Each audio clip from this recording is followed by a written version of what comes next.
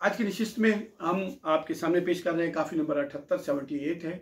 और ये भी अपने अजीब मोहब्बत और नाज व अंदाज के साथ महबूब से कुछ फरमाइशें की जा रही हैं। और वो फरमाइश क्या है?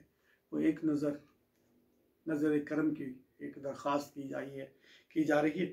और इसके अल्फाज जो हैं वो 23 हैं, इसके मिसरे 23 हैं और इसके अल्फाज 107 है। राग इसका माहिरीन मौसीकी ने तिलंग तय किया है। सुनिएगा, अगर आपको ये पसंद आ जाए तो फिर इसे सब्सक्राइब कर लीजिएगा, ताकि जो ही हम आप यहाँ से कोई काफ़ी लोड करें उसकी इत्तला आप तक पहुँच जाए। और मैं तो तैनू मिन्नता कर दी, इसको बहुत सारे नुस्खा में तैकुल भी लिखा गया है। कल भी नुस्खा में तैनू लिखा गया था तो हमने उसको फिर तैनू ही किया। मैं तो तैनू मिन्नता कर दी, सांवल भाल। सांवल का माना तो वही है महबूब मलीह, ए हल्के से सांवला रंग रखने वाले। और इसकी हम पहले बताया है कि सांवल ये महबूब मलीह के मानों में कृष्ण के लिए भी आता है। और एक हदीस मुबारक भी है कि नबी करीम सल्लल्लाहु अलैहि वसल्लम ने अपने बारे में फरमाया कि मेरा भाई यूसुफ जो था वो काना अबियदन लौन, वो थे सफ़ेद रंग के। तो लेकिन मैं अमलह अपने लिए उन्होंने कहा। अमलह का लफ्ज़ी माना तो मिल्ह से है। मिल्ह का माना नमक होता है, नमकीन। और लेकिन इसका मफहूम जो होता है वो हल्का सांवला, क्या खूबसूरत रंग होता है वो। तो ये भी कहा गया सांवल असावल भाल, क्या खूबसूरत इसमें सांवल का इस तरह सांवल और असावल की खूबसूरती देखिए। हमारी तरफ असावल, हमारी तरफ भाल यानी नजर करम करे। वाह गमजे वाह नाज चबोले, वाह नखरे वाह तिलक तिलोले, वाह जुल्फा वाह खाल। अब उस महबूब, ये लफ्ज वाह जो है हम ताज्जुब के लिए बोलते हैं और तहसीन के लिए भी बोलते हैं। अब किसी चीज को हम खूब देखते हैं तो उसको वो कहते हैं, तहसीन के लिए कहते हैं वाह वाह। और फिर ताज्जुब हो तो फिर हम कहते हैं वाह। यानी ये दोनों मानों में इस्तेमाल हुआ है यहाँ पर।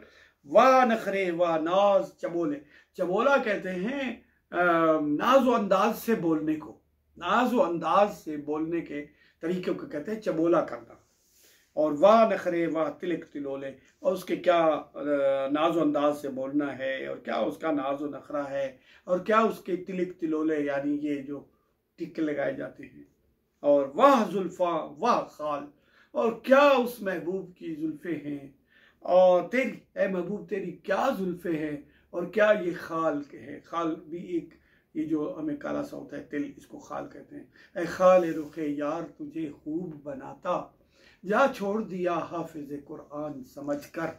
ये खाल के पर बेशुमार शायरी मिलती है हमें। थीकर दाम दिली नू वंगिन, थीकर नांग जिगर नू डंगिन। थीकर दाम दिली नू वंगिन, थीकर नांग जिगर नू डंगिन, अतरू भिनड़े वाल। अभी इसको थीकर दाम यानी एक फंदा बनकर, दिलू वंगन, दिलों को ये वंगन कहते हैं, किसी चीज को फंदे में डाल लेना, वंग डाल लेना। वंग ये गोल सा एक बना हुआ होता है जो उसके घुटने में डाल देते हैं या कहीं भी जगह पे। वंगन का मतलब होता है टांगों को बांध देना। वंग मार्चा यानी इन टांगों को बांध दे।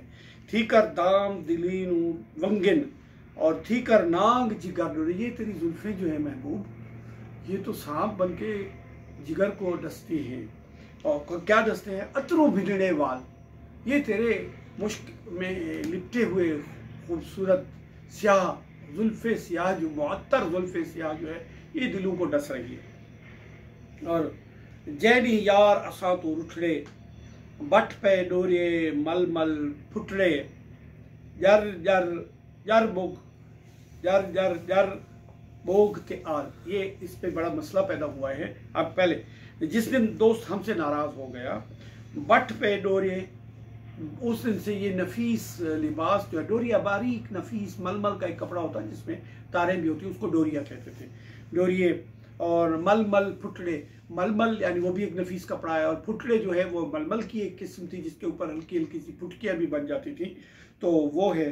अब जर जर, तो लोगों ने इस जगह पर 3 जर जर जर लिखा है और हमने इसको 2 किया था, लेकिन बाद में बाज़ अहबाब की निशानदही पर, ख़ासतौर पर शेख सईद साहब की निशानदही पर, हमने इसको फिर चाहते हैं कि अगले एडिशन में हम इसको पुरानी शक्ल में बहाल करें कि जर जर कहते हैं कपड़ा फटने की आवाज़ को, जर जर तार तार हो जाना, फट जाना, कपड़े फटने की आवाज़ को जर जर कहते हैं। अब एक और जर जो है, लाम जीम जर के साथ, उसको मुमकिन है सराइकी खित्ते में जर भी कहते हो।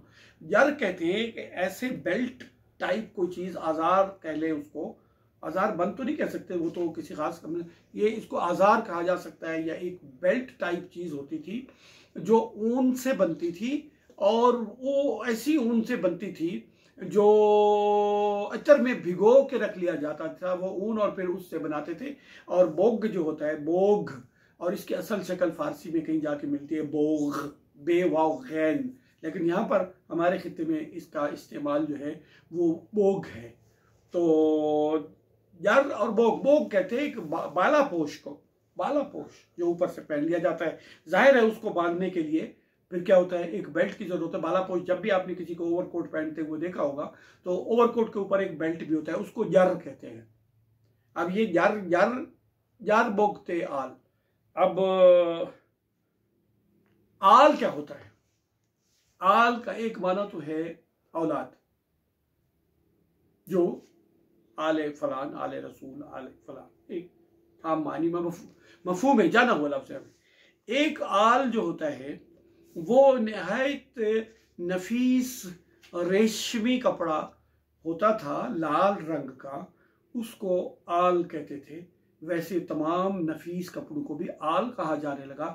इसके हम आपको एक तफसील बता देते हैं कि आल असल में एक दरख्त होता था, और जब ये रंग नहीं आए थे, ये जो हमारे पास पाउडर जैसे रंग मिलते हैं, मुख्तलिफ रंग जो हम रंगते हैं जिनसे कपड़ों वगैरह को मुख्तलिफ चीज़ों को में डालते हैं, तो इसके ये जो आए हैं, इससे पहले मुख्तलिफ चीज़ों को मुख्तलिफ चीज़ों से रंगा जाता था। जिस तरह हमें ब्राउन कलर जो है वो कीकर की छाल से लेते थे, इस तरह जो दुनिया का सबसे महंगा रंग होता था वो पर्पल कलर होता था। ये जामुनी कलर जो है ये एक घूंघे से हासिल होता था और बहुत कीमती, कभी ये शाही लिबास होता था। तो इस तरह से आल लाल सुर्ख रंग जो है वो उस दरख्त की जो जड़ें होती थी, अगर उसको उबाला जाता था तो उसमें से निहायत सुर्ख रंग का पानी निकलता था, बरामद होता था, और फिर उस रंग में जो कपड़ा रंगा जाता था तो उसको आल के रंग से फिर वो आल वाला हो गया, फिर वो आल हो गया, आगे चलते चलते हर रेशमी और नफीस कपड़े को आल ही कहा जाने लगा। तो इस तरीके से एक और मानी ले गया ये।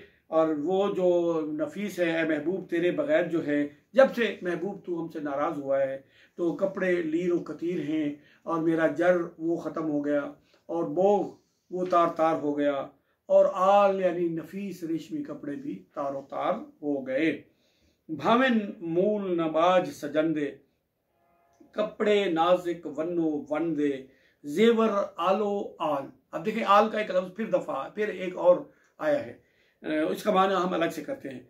भावन मूल नबाज सजंदे, ए महबूब उस महबूब के बगैर, भावन भावन भावन के माने पसंद होना, पसंद आना, बाज का माना है बगैर, और बाज का माना ताकत भी होता है। उस महबूब के बगैर कुछ भी पसंद नहीं आ रहा। कपड़े नाजुक वनो वन दे, ये नाजुक और नफीस कपड़े, बाज लोगों ने इसे वणो वण कर दिया, ये वणो वण नहीं, वनो वन कहते हैं। वन कहते हैं वन, और वन की कहते हैं अनवा अकसाम को। ये इस एक नौ का दूसरी नौ का अनवा का अकसाम को, इसको कहते हैं वनो वन। वन वन माने आदाब भी होती है, और उसके वन के कई मानी हैं, लेकिन यहाँ पर जो है वनो वन दे यानी मुख्तलिफ नौ के मुख्तलिफ अकसाम के कपड़े, ये भी नाजुक कपड़े जो हैं ये भी पसंद नहीं आ रहे। और जेवर आलो आल, अब यहाँ आलो आल का माना जो लिया गया है ये होता है कीमती से कीमती। आल का यहाँ माना कीमती लिया गया है। आलो आल यानी एक से बढ़कर एक, जब किसी को कहना हो एक से बढ़कर एक कहना हो तो सराइकी में कहते हैं आलो आल, यानी एक से एक बढ़कर। और दर्द फिराक दी चाल आसानी, सुंजने टिबड़े जाल आसानी, बेवाही दा हाल। मैं बेवाही, वाह कहते हैं पनाह को, वाह कहते हैं ताकत को, और वाह तो ताज्जुब भी है। और वाह हैरत और ताज्जुब और दाद व तहसीन के लिए भी होता है, लेकिन वाह जो है वो पनाह के मानों में भी आता है। ये बेवाह है, यानी इसकी कोई पनाह नहीं है, इसको कोई वो नहीं है, टेकी नहीं है, कोई बचाने वाला वगैरह वो नहीं है, तो उसको भी बेवाह कहते हैं कि मैं एक बेवाही हूँ, कि मेरी कोई पनाहगाह नहीं है महबूब, तेरे बगैर मुझे कौन संभाले और कौन मुझे मेरा सहारा बने। और दर्द फिराक की चाल है, दर्द है और फिराक है, तेरी जुदाई है। और सुंजड़े टिबड़े जाल असारी, जाल का माना हम पीछे भी कह आए थे। तो सुंजड़े टिबड़े यानी वीरान टीलों में हमारी गुजर बसर है। जाल के हम दो मानी कह रहे थे। जाल तो उसको भी कहते हैं, जाल माने आग लगा दे सिगाए अमर में, और जाल का माना गुजर बसर, और जाल किसी चीज के पकड़ने को जाल भी कहते हैं और जाल भी कहते हैं। जाल जाल के फिर दो मानी है, उसको हम अलग से देखेंगे। खैर आगे चलते हैं। इतना जुल्म मुनासिब ना ही ए महबूब, इतना जुल्म मुनासिब तो नहीं है। रो रो पिट पिट कर कर धाही, मैं रो रो कर पीट पीट कर मातम करके फरियादें करके धां करना, फरियाद करना। गुजर गए 100 साल, गुजर गए 100 साल, कई साल गुजर गए। यार फरीद ना रोला डेसिम, लेकिन तवक्को का इजहार किया जा रहा है कि मेरी ये हालत तो हो गई है, लेकिन उसकी ज़ात से मुझे अच्छी उम्मीदें तो वाबस्ता है ना।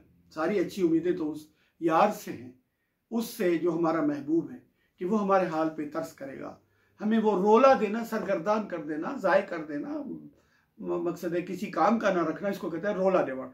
यार फरीद ना रोला डेसिम, औड़क सड़कर कोल बिल हिस्म, बिल आखिर एक दिन आएगा कि वो हमें बुलाकर अपने कुर्ब अता करेगा, बिलहिस्म बिठाएगा मुझे, बिलहिस्म मुझे बिठाएगा, यानी अपना कुर्ब अता करेगा। और ये उम्मीद मुझे क्यों है उससे, हे सोना लाजपाल, वो लाज पालने वाला है। बिल आखिर वो मुझे अपनी लाज पालते हुए मुझे अपना कुर्ब अता फरमाएगा। इस तरह ये काफ़ी नंबर 78 अपने इख्तिताम को पहुँचती है।